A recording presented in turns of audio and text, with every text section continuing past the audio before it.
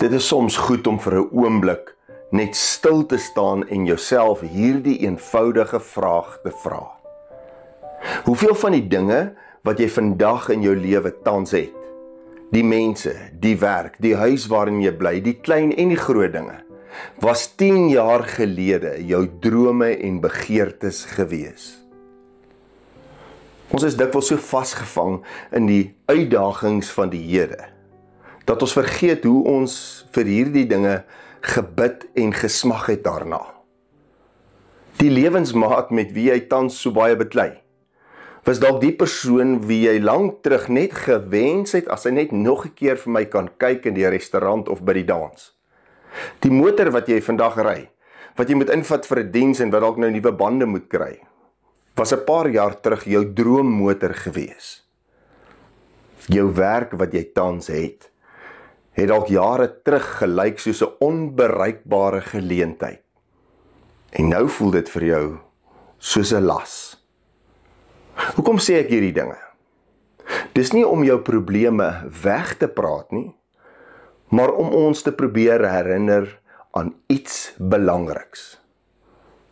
Dankbaarheid bring vrede en tevredenheid. Wanneer jy besef hoe God reeds in jou lewe voorsien het, begin jou hart amper 'n rustigheid kry, selfs in uitdagende tye. Hoor wat sê 1 Tessalonisense 5:16. Wees altyd bly, bid gedurig, wees in alle omstandighede dankbaar, want dit is wat God in Jesus Christus van julle verwag. Filippense verwoord dit ook mooi. Filippense 4:6. Maak in alles julle begeertes deur gebed en smeking en met danksegging aan God bekend. En die vrede van God, wat alle verstand te bowe gaan, sal oor julle harte en gedagtes die wag hou in Christus Jesus. Mag hierdie week vir jou 'n uitnodiging wees om net vir 'n oomblik stil te raak. Om jou eie gebede van gister raak te sien in vandag se lewe.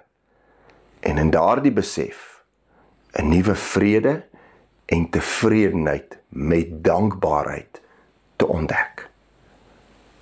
Kom ons bid saam.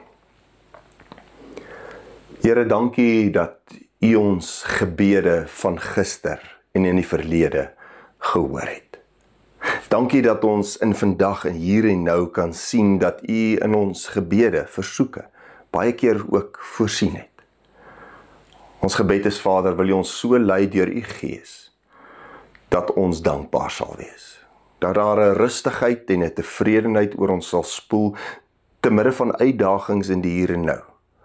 Omdat ons weet, U was, U is, en U sal ook daar wees in die toekoms.